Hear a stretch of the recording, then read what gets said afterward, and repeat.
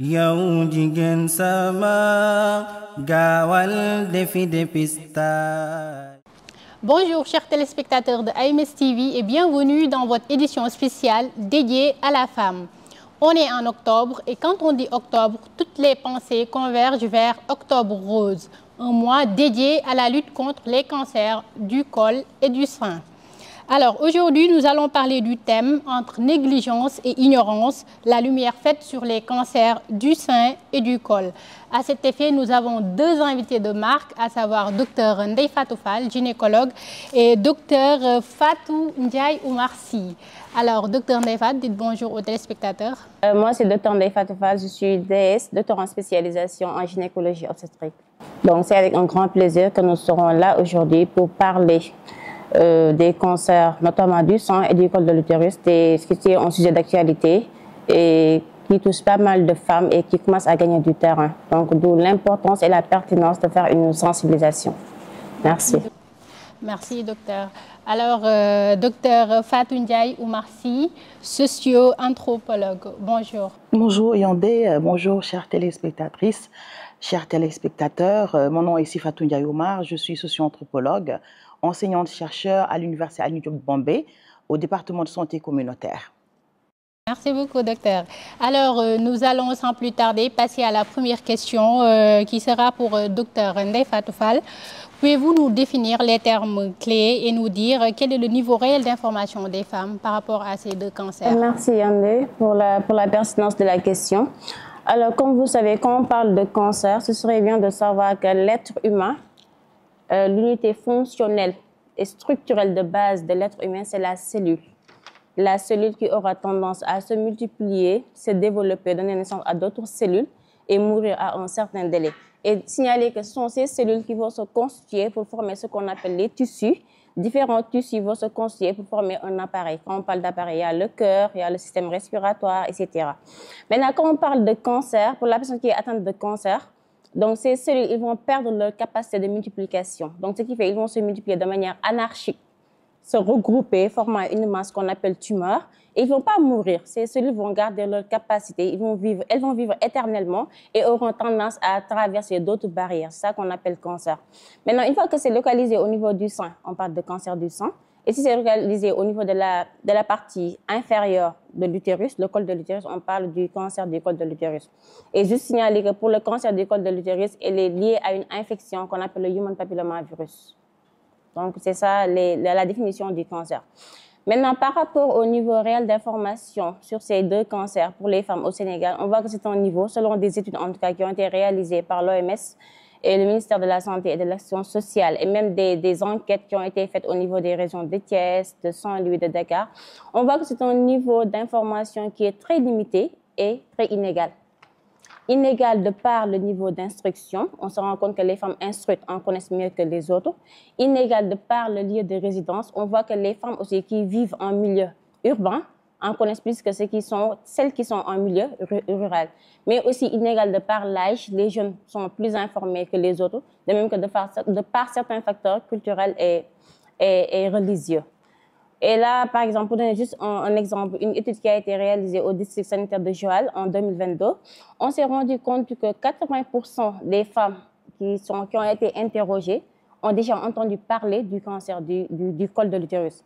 Mais par exemple, il n'y en a que 32% qui savent qu'on peut prévenir le cancer du col de l'utérus par la vaccination contre le human papillomavirus. De même qu'une étude qui a été réalisée aussi à l'EPS de Mbourg, 110% des femmes ont déjà entendu parler du cancer du sein, mais il n'y en a que 30% qui peuvent faire auto-examen, auto-palpation des seins correctement. Donc, pour vous dire que le niveau d'information reste encore à être désiré, même s'il y a de nombreux progrès qui ont été enregistrés ces dernières années, surtout avec les campagnes d'Octobre Rose et autres. Alors, est-ce que le ministère de la Santé est en train de mettre en place des campagnes de sensibilisation pour que maximum de femmes soient informées par rapport à ça? Effectivement. Donc, comme je l'ai dit, ces dernières années, des progrès ont été notés. Donc, le ministère, vraiment, il encourage à ces sensibilisations, ces dépistages. D'ailleurs, même avec les normes, ils ont fixé des objectifs pour les districts sanitaires. Par exemple, on prend un exemple, par exemple, de l'hôpital régional de Thiès, que je maîtrise mieux. Hier seulement, ils ont organisé une randonnée pédestre, partir dans les rues, sensibiliser les femmes sur le cancer et de prévoir de faire un dépistage le 31. Et là, c'est pour tout le monde, pour tous les districts. Déjà, ils ont leurs objectifs à atteindre, le nombre de personnes qu'ils doivent dépister et la sensibilisation. Donc là, on note que ces dernières années, il y a pas mal d'avancées qui ont été notées sur cela. Même s'il y a toujours des progrès qu'on devrait faire pour améliorer davantage. D'accord, c'est intéressant. Alors, nous allons en venir avec Dr Fatou Ndiaye Omar Sy sur des questions sociaux. Alors, quel est le poids des facteurs culturels, sociaux et économiques dans le retard de diagnostic? Très bien. Merci beaucoup pour ces questions, hein, tout aussi pertinentes que la première. Alors, pour y répondre au préalable, je souhaiterais qu'on essaie de camper le sujet et comprendre quelles sont les représentations sociales qui tournent autour de la maladie et les représentations sociales de la femme. En ce qui concerne les représentations sociales qui tournent autour de la maladie, il y a d'abord la maladie qui constitue une atteinte à l'image de soi, faite de force, faite aussi d'indépendance. La deuxième représentation, c'est la maladie métier, qui nécessite des efforts constants et disproportionnés pour gérer la maladie. La maladie destructive, parce que quand on est malade, on n'est plus en mesure de gérer les rôles et responsabilités sociales qui nous étaient dévolus au préalable. Et enfin, la maladie sous forme d'innocence ou de culpabilité, parce que chaque fois qu'une personne est malade, on utilise le concept de mahala. Ça veut dire qu'il est coupable, il a fait quelque chose, ou de ndeysan parce qu'il est innocent. Donc, ce sont des représentations sociales de la maladie. Pourquoi en parler? J'en reviendrai un peu plus tard par rapport à ses conséquences. Le deuxième élément, ce sont les représentations sociales qui tournent autour de la femme. Comment est vue la femme? Comment est appréhendée la femme? Est-ce qu'il y a des rôles genrés? Est-ce qu'il y a des stéréotypes par rapport à ces représentations sociales-là? Alors, déjà, quand on parle de femme, c'est le rôle procréatrice. Déjà. Et le second élément, c'est le rôle nourricier. Donc, qui met en relation donc, les organes qui sont mis en cause, à savoir le sein et l'utérus. L'autre élément qui est non moins important, c'est les rôles et responsabilités de la femme, parce que c'est une gestionnaire, elle est chargée de la gestion du couple, n'est-ce pas, du point de vue psychologique, du point de vue sexuel, du point de vue physique, etc. Elle est chargée aussi de la gestion de la famille par rapport à l'éducation des enfants, par rapport à la gestion de l'alimentation, par rapport aux courses, par rapport aux travaux ménagers, etc., etc. Et aussi, il ne faudrait pas oublier un élément très important, c'est-à-dire la conception de l'idéal collectif féminin au Sénégal, quoi qu'on puisse dire. C'est en référence avec des traits caractéristiques assez physiques. La féminité de la femme, ce sont des éléments assez physiques. C'est d'abord une forte poitrine, ce serait l'opulence du postérieur, ce serait le teint, ce seraient des éléments physiques. Et on en parle parce que ce sont des déterminants qui constituent des éléments primordiaux qui font qu'il y a apparition de cette maladie ou il y a bien évidemment aussi retard dans le diagnostic. Donc, pour en venir au vif du sujet, quelles sont les causes du retard du diagnostic? Moi, personnellement, je les ai subdivisées en 5 grandes catégories et Dr Fatou pourra dire ce qu'elle en pense. Le premier élément, ce sont les facteurs économiques. D'abord, la première chose, c'est l'indigence qui fait que les gens ne font pas de la santé une priorité. Le second élément, c'est le coût relativement élevé des prestations. Tant bien même qu'on soit en octobre rose, il y a un forfait qui comment dire, qui doit être pris en charge par la personne concernée. Et ça, c'est assez onéreux, n'est-ce pas? Le troisième élément en rapport avec l'économie aussi, c'est l'éloignement des structures sanitaires, qui n'est pas quelque chose de négligeable, parce que ça nécessite un transport, donc une prise en charge économique. Et c'est d'autant plus accru quand on est en zone rurale. Hein. Donc, fondamentalement, les problèmes économiques constituent malheureusement un tremplin au retard du diagnostic. Autre chose que l'on a concernant les causes, c'est les aspects culturels, les aspects socio-culturels.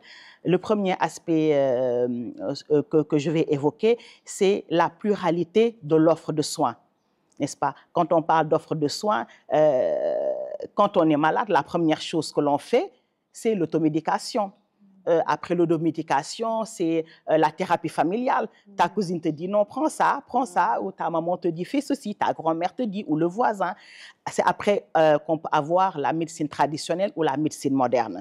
Hein. Donc déjà, cette pluralité des recours thérapeutiques constitue une cause du retard dans le diagnostic. Un autre élément important aussi, c'est les croyances populaires qui tournent autour de cette maladie, comme je le disais tantôt, qui fait que souvent, on associe la maladie à des esprits maléfiques. N'est-ce pas? Ce n'est pas d'ounen, comme on dit. Hein? On m'a jeté un sort, donc c'est la médecine traditionnelle. Donc, au-delà de ces éléments-là, on pourrait comprendre bien évidemment que culturellement aussi, la Sénégalaise lambda n'a pas pour activité systématique, n'est-ce pas, de faire des bilans généraux. N'est-ce pas? Au-delà de l'aspect autonomique, ce n'est pas dans notre culture de faire des bilans généraux tous les ans ou tous les 6 mois ou à intervalles réguliers. Donc, tous ces éléments constituent vraisemblablement, du point de vue social, n'est-ce pas, des causes du retard du diagnostic. Au-delà de l'aspect socioculturel, on a aussi l'aspect interrelation entre le personnel de santé et la personne qui est malade. Déjà, l'acte même de dépistage est une atteinte à l'intimité de la personne, n'est-ce pas? Atteinte, peut-être que c'est un peu trop dire, mais voilà, n'est-ce pas? Parce qu'on touche à des parties intimes. Hein.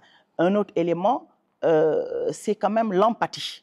L'empathie qui n'est pas systématique chez le personnel de santé médicale, paramédicale, d'appui et de soutien, quoi qu'on puisse dire. Parce que ce n'est pas pour viser les médecins ou autre chose. Non, non, non. C'est depuis l'entrée, hein, n'est-ce pas, avec le vigile qui est devant, jusqu'au médecin, en passant par l'imagerie médicale, etc. N'est-ce pas, il devrait y avoir beaucoup plus d'empathie. Et le troisième élément constituant ces relations interpersonnelles-là, c'est la communication.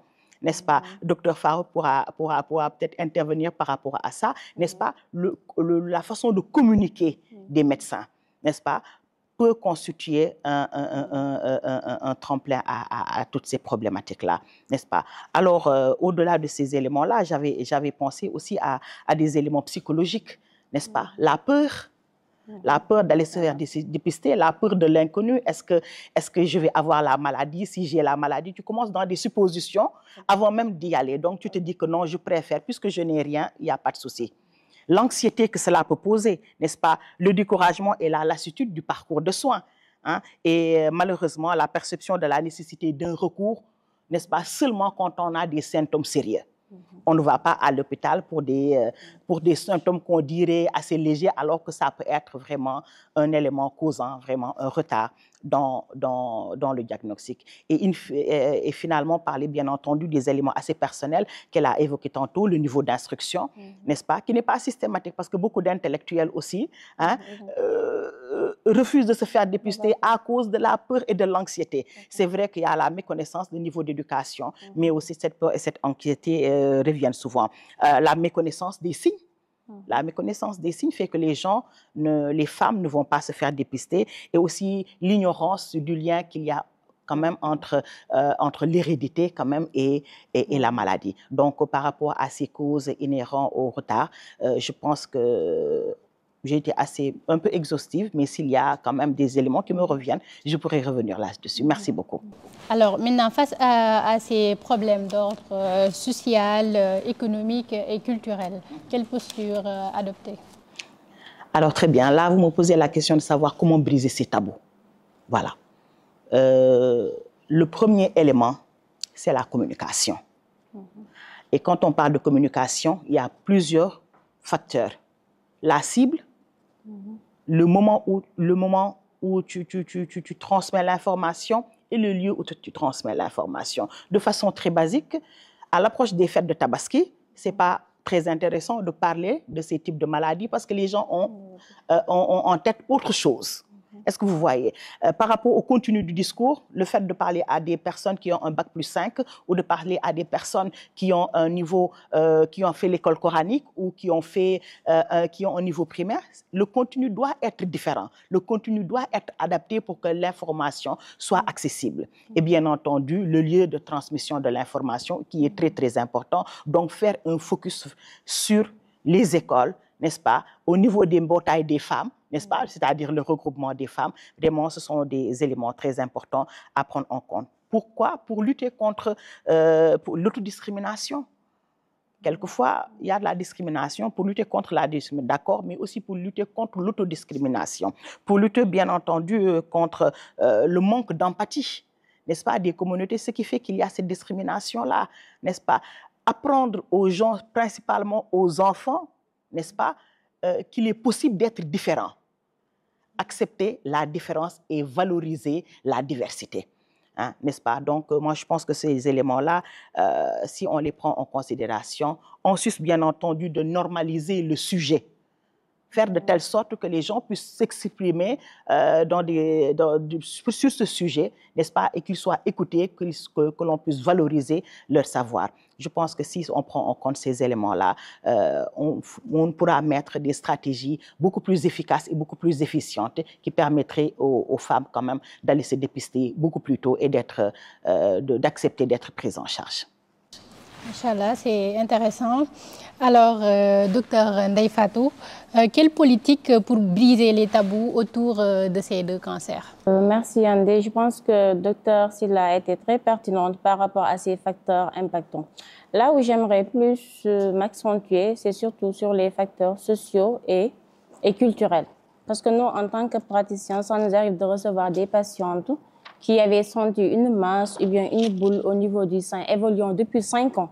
Et quand tu les interroges, ils te disent carrément qu'elles ont été prises en charge par un tradipraticien qui les prend en charge pendant 2 ans, 3 ans, jusqu'à même ce qu'il y ait des métastases du cancer pour leur dire que maintenant, il faut aller voir le médecin parce que là, on est limité. Et quand tu les vois, toi-même, tu es fâché quand tu peux te dire, avant de recourir au tradipraticien, pourquoi ne pas venir d'abord voir le médecin? Si le médecin te dit que non, moi, lui, il peut rien faire avant d'aller voir le trad. Mais malheureusement, automatiquement, majoritairement, il pense voir d'abord le tradipraticien qui va soigner avec je ne sais pas quoi, jusqu'à avoir un stade beaucoup plus avancé pour l'amener à l'hôpital. Alors, dans ce cas, si elle vient, nous aussi, à notre niveau, on est limité, on ne peut pas faire grand chose. Donc, on sera obligé de faire juste les soins palliatifs. Alors, comment prévenir ces deux cancers? Une prévention primaire, secondaire et tertiaire. Bon, avant d'entrer dans ta question, l'autre élément, c'est la forte corrélation que les femmes ont, ou bien les personnes ont, entre le cancer et la mort. C'est pourquoi beaucoup d'entre elles ne veulent pas accepter leur maladie. Il y a une forte corrélation, que ce soit du côté des femmes comme des hommes, une stigmatisation. On pense que le cancer est égal à mort, tu vas décéder sous peu. Alors que le cancer qui est détecté très tôt a de fortes chances d'être guéri. Donc là, si vraiment ce message pouvait entrer dans la tête des Sénégalais, ce serait vraiment pertinent. Donc ça va pousser les gens à faire un dépistage beaucoup plus précocement. Maintenant, vous demandez par rapport... Quels sont les moyens de prévention primaire, secondaire et tertiaire? Voilà, maintenant pour ce qui est de la prévention, comme tu l'as si bien dit, il y a 3 niveaux de prévention.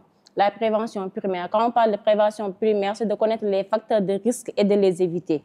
Maintenant, pour cette prévention primaire, ils ont en commun, les deux cancers, ils ont en commun une bonne hygiène de vie. Une bonne hygiène de vie, quand on parle de bonne hygiène de vie, éviter l'obésité, le surpoids, la sédentarité avec une activité physique qui est régulière, une bonne alimentation, éviter les aliments qui sont trop gras, trop salés, trop sucrés, éviter aussi le stress. Là, ce sont des facteurs qui vont beaucoup aider pour tous les types de cancers, que ce soit le cancer de l'estomac, du sein, je ne sais pas, partout. Ce sont des facteurs qui vont aider. L'autre chose, par rapport au cancer du col, si on voit le cancer du col est lié à une infection sexuellement transmissible qui est le HPV. Donc, normalement, on se dit que dans les pays qui se respectent, il ne devrait même plus avoir de cancer du col. C'est un cancer qui est évitable. Premièrement, la vaccination pour les filles de 9 à 14 ans. Malheureusement, ça, c'est toujours un problème au Sénégal parce qu'il y a des préjugés derrière, pensant que si on vaccine les filles, elles n'auront pas beaucoup d'enfants, etc. Alors que là, c'est même inséré maintenant dans le PEV. le programme élargi de vaccination. Donc là, les filles vaccinées, en tout cas, auront plus de chances à ne pas faire de cancer du col. Et l'autre élément, si c'est le cancer du sein, donc d'inciter les femmes à allaiter leurs enfants, parce que l'allaitement, ça protège contre le cancer du sein.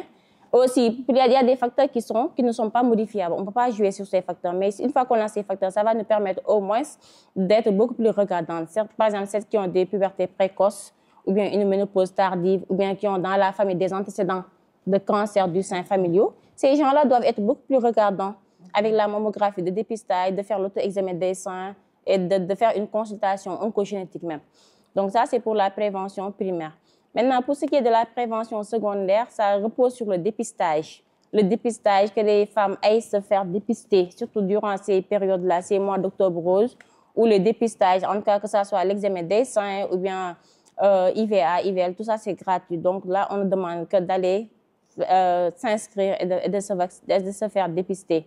Donc pour le dépistage, pour le cancer du col, comme on l'a dit, c'est l'inspection visuelle à l'acide acétique ou bien le frottis cervico-utérin ou bien le test HPV à haut risque qu'on doit faire chaque année. Si c'est normal, on le fait chaque année. Pour le test HPV, c'est tous les 2 ans. Et une fois qu'on a commencé à avoir une vie sexuelle qui est active, donc on doit faire le vaccin, quel que soit l'âge, on doit faire le dépistage. Et pour le cancer du sein, c'est plus l'auto-examen des seins. Chaque femme, à la fin du mois, après les menstrues, doit être en mesure de faire l'auto-examen des seins, l'autopalpation des seins correctement. On doit le faire devant un miroir dévêtu jusqu'à la ceinture. Et là, on va examiner sein par sein. Le sein qu'on doit examiner, on doit prendre le bras homolatéral, relevé vers le haut, et l'autre main contralatérale doit palper cadran par cadran avec des mouvements circulaires pour voir si on ne va pas sentir une masse, si l'aspect de la peau n'a pas changé, ou bien si vraiment il n'y a pas d'écoulement. Et aussi de même palper aussi au niveau des aisselles, de faire de manière bilatérale chaque mois. L'autre chose, c'est la mammographie de dépistage. À partir de 40 ans, on doit faire la mammographie. Si on le fait, c'est normal, donc on doit le faire tous les 2 ans. Et pour ceux qui ont des antécédents, soit on avait une maman qui avait le cancer du sein ou bien une grande sœur. Donc normalement, on doit faire la mammographie 5 ans avant l'âge de survenue du cancer chez la maman. Par exemple, supposons la maman avait le cancer à 40 ans. Donc toi, à partir de 35 ans, tu dois faire la mammographie de dépistage. Donc c'est ça pour la prévention secondaire. Maintenant, pour la prévention tertiaire, c'est plus avec le traitement, la prise en charge correcte. Des fois, ça pose problème, surtout avec le coût, comme l'a dit bien du docteur Silla. Même si l'État est en train de faire de nombreux progrès, parce que déjà la chimiothérapie, elle est gratuite au Sénégal depuis 2019. Mais il y a des choses qui restent toujours, telles que la radiothérapie, par exemple. Au Sénégal, on n'a que 2 radiothérapies, à Dalal Diam et à l'hôpital Hadim Rassoul de Touba. Donc, des fois, tu reçois une patiente qui est venue à temps. Tu as déjà fait la chimiothérapie, la chirurgie, donc il reste que la radiothérapie. Mais une fois qu'elle part, le rendez-vous est tellement long que des fois, avant de faire la radiothérapie, il commence à y avoir des récidives. Donc peut-être que l'État devrait plus nous aider par rapport à cela et aussi inciter les gens, une fois qu'ils ont la maladie, de se faire soigner, d'accepter leur maladie. C'est ce qui permet vraiment d'augmenter les chances d'être guéri. D'accord, alors c'était intéressant. Alors, pour Madame Ndeye Fatou, quelle est la place du soutien psychosocial dans la prise en charge thérapeutique? Très bien.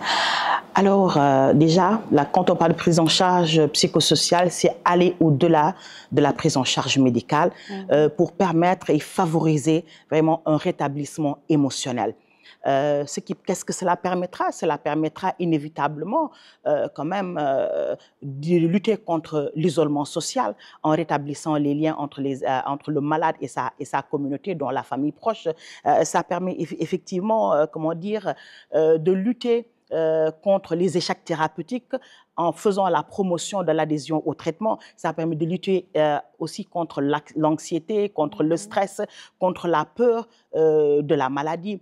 La prise en charge psychosociale permet in fine une amélioration de la spiritualité, ça permet une aide, ça promeut une aide spirituelle qui permet l'acceptation de la maladie, comme le disait tantôt le docteur Ndeye Fatou, n'est-ce pas? Et dès lors qu'on accepte qu'on est malade, se prendre en charge est beaucoup plus facile. Enfin, un élément très important, c'est que quand on est malade, en Afrique, il y a ce que l'on appelle le groupe organisateur de la thérapie, c'est-à-dire un ensemble de personnes qui peuvent être des proches, qui sont souvent des proches, proches, le parent, les parents, la maman, le mari, etc., le conjoint, la conjointe, n'est-ce pas, qui s'associent vraiment pour déterminer la marche à suivre. Et la plupart du temps, le malade n'est pas acteur.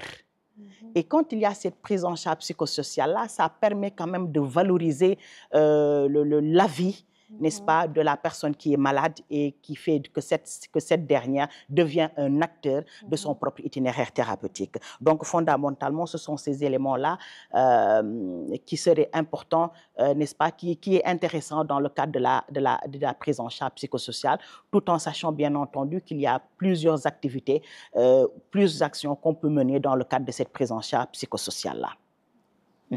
Machallah, merci pour la clarté et la pertinence.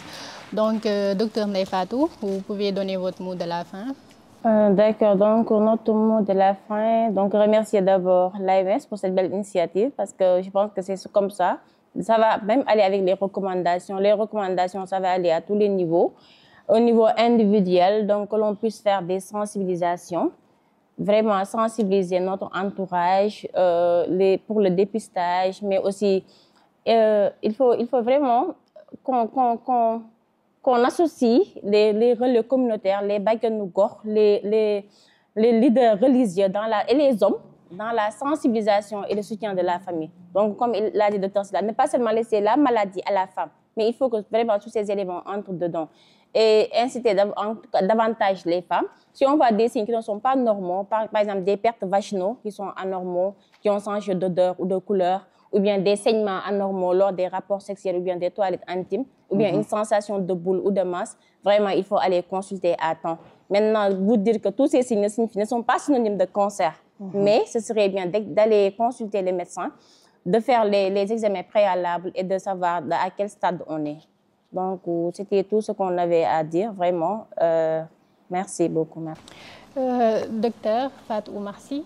Merci beaucoup, Madame Yandé, pour cette invitation qui arrive à son heure, hein, parce qu'il permet de tirer sur la sonnette d'alarme par rapport à ces deux pathologies, à savoir le cancer du col de l'utérus et le cancer du sein qui font des ravages dans la communauté féminine, n'est-ce pas? Donc, eu égard à ça, moi, je pense fondamentalement qu'il faudrait renforcer la sensibilisation, comme l'a dit Dr Fatou, afin que toutes les parties prenantes se sentent concernées, que ce soit les parents, les belles-mères, les hommes, les jeunes, etc. Vraiment, que l'on n'ait plus peur de cette maladie-là parce qu'on aura créé des espaces safe où chacun pourra dire ce qu'il pense et qu'il y aura vraiment des échanges constructifs. Le dernier élément, vraiment, par rapport au plaidoyer que je vais faire, c'est au niveau des gouvernants, n'est-ce pas? Parce que quand on parle de maladie aussi, on oublie l'aspect économique. Et ça, c'est un déterminant fondamental. Hein. Donc, eu égard à ça, mettre en place des stratégies de filets sociaux qui viseraient spécifiquement les personnes, les femmes qui sont atteintes de la maladie, permettre à ces dernières-là, peut-être de fonctions ponctuelles, en leur proposant des aides ponctuelles, n'est-ce pas, de régler les urgences. Et voilà, un ensemble d'éléments de ce genre-là, à savoir la sensibilisation, comme je le disais, et comment dire, cet appui économique en sus de la prise en charge psychosociale, n'est-ce pas, qui n'est pas très onéreuse, parce que quand on parle de prise en charge psychosociale, c'est l'écoute active, n'est-ce pas, c'est quand même les conseils avisés, c'est l'intégration sociale, c'est le refus de la stigmatisation et de la discrimination. Donc, encore une fois de plus, mettre enseigner à nos enfants, parce que quelquefois, quand on est âgé, c'est un peu plus difficile, mais le faire pour les personnes adultes, mais encore davantage commencer à bas âge. Je sais que des efforts conséquents sont en train d'être menés au niveau des écoles, n'est-ce pas, parce qu'on a les heures de vie à l'école, on enseigne aussi le vivre ensemble à l'école, qui ferait que les enfants seraient beaucoup plus empathiques, que seraient plus à l'écoute des uns et des autres, et seraient encore davantage, accepteraient davantage la différence. Et en grandissant, ils vont éviter les propos stigmatisants ou discriminants, et donc promouvoir le dépistage précoce des cancers du sein et du col de l'utérus. Merci beaucoup. Alors, c'était un plaisir de partager ce plateau avec vous. On se donne rendez-vous la prochaine fois pour une autre émission. Cancer du sein, metina, kon yaoumi dawalga.